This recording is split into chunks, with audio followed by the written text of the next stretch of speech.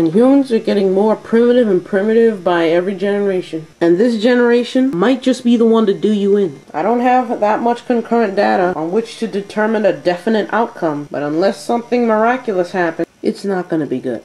So, what separates the rap, the obviously vulgar things, from the stubble, besides the obvious difference? I believe it's acute racism. Forgive me for saying this, but I believe the only reason that they decided to debate rap as an immoral art form, wouldn't even call it art, is because most of the people who perform these things are black. And since there is already a somewhat racial pressure still, even after all the great men of color who struggled and lived lives of greatness, so all people of all ages and all colors could drink from the fountain of purity without the thirst of oppression. And there's still more work to be done. But being African American and popular, that's a dangerous combination. That's what happened to Martin Luther King. That's what happened to Malcolm X. That's what happened to Tupac. And that's why there are so many guards around Barack Obama. Well, there are guards around all of the presidential candidates. But just listen, I'm trying to make a point. Why don't we take a little blast to the past? I'm gonna give you the heads up from a person who was actually a witness to the legendary year of 1947. Here's Arthropox. Well, I grew up in this country, I came here in the early 50s, and there's a very big difference between then and now. There was more censorship. You never heard a bad word. Everybody was always polite. Now, words, so many things are permissible, really that are discourteous and inappropriate, I think. There used to be something called civility, common courtesy, which I see a great lack today. Children, young people, young adults would never dare curse in front of an elder. Even a teenage boy wouldn't even curse in front of another female girl because she was a young lady.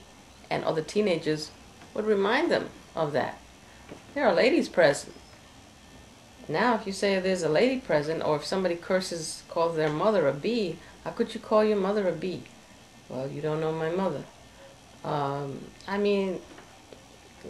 Some young people and adults curse on the street, they curse at their children. It's become a mother tongue for some people. That's just the way it is. And there's a whole breakdown of respect and how people treat each other. Neighborliness. You don't have that. You don't have neighbors. You have it, but it's not like before.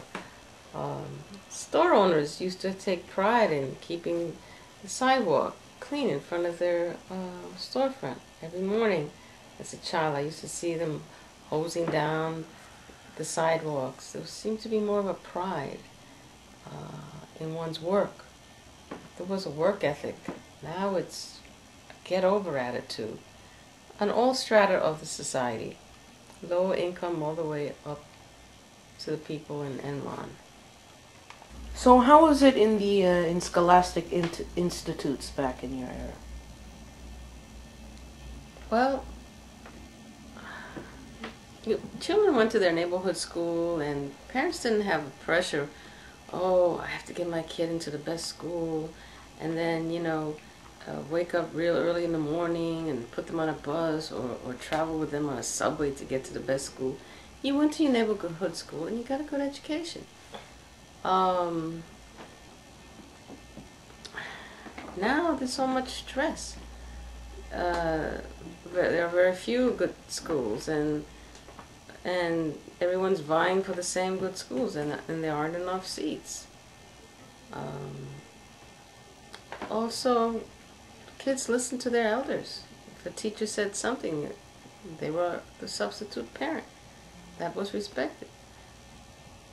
Now sometimes you want to tell your neighbor, oh, I saw your son Johnny or whoever doing something bad in the park, and you may be surprised, instead of being grateful that you told her about her son, you may get a very bad reaction about how dare you saying bad things about my child. So people then are afraid to be neighborly, and there isn't that support. Parents don't have the support of an extended family and neighbors that look out for each other. What do you think about the ratio of good teachers to bad teacher between eras? I don't look at it as teacher to teacher. I look at it as the system. The system is not set up for success. So you have good teachers, people of goodwill, struggling.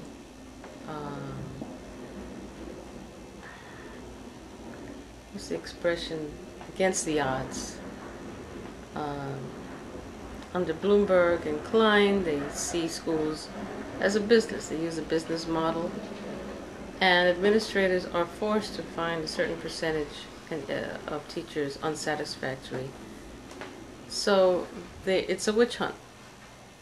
And if a principal has too many senior teachers on staff, that comes out of his budget. So now you find senior teachers, 15, 20 years experience, getting unsatisfactory ratings that never had them before because it's costing too much. So teachers are harassed, intimidated, and the union is weak, and it trickles down. Teachers are suffering, the kids end up suffering.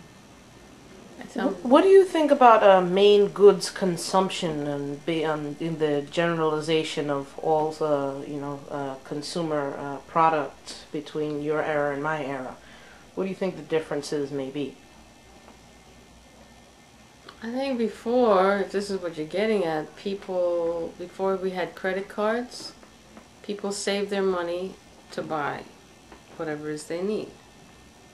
Maybe you had a layaway plan perhaps or something like that. Now people buy on credit, and you have people $20,000 in debt, credit card debt, and they can't pay it back, causing great stress on family, on marriages, on the economy. More and more people going bankrupt. And this, Madison Avenue pushing on the TV and through ads and media what we need. Of course, most of these things are luxuries. Really, to survive, we just need very basic things. But this consumerism that is driven by consumption, this economy that's driven by consumption, gets people into debt. And some people shop, and it's like an addiction. They can't control themselves. I didn't have that when I was younger.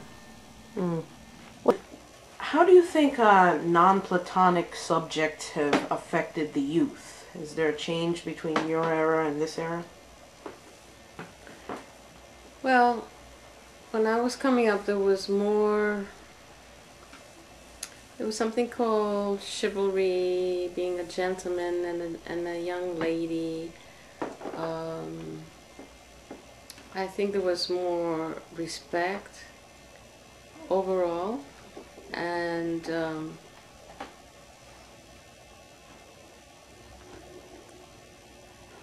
no one wanted to be a bad girl, and a bad girl was somebody who slept around. So you had a good reputation because you didn't sleep around. Now, if you're a virgin, you have a pressure that you're still a virgin. What's wrong with you? So this pressure to have sex at a young age is kids in elementary school doing things in the bathrooms of the schools. That was unheard of in my time. So in some ways we've progressed in the society, but in morality we've really gone down, and what is acceptable is really, in my view, not acceptable.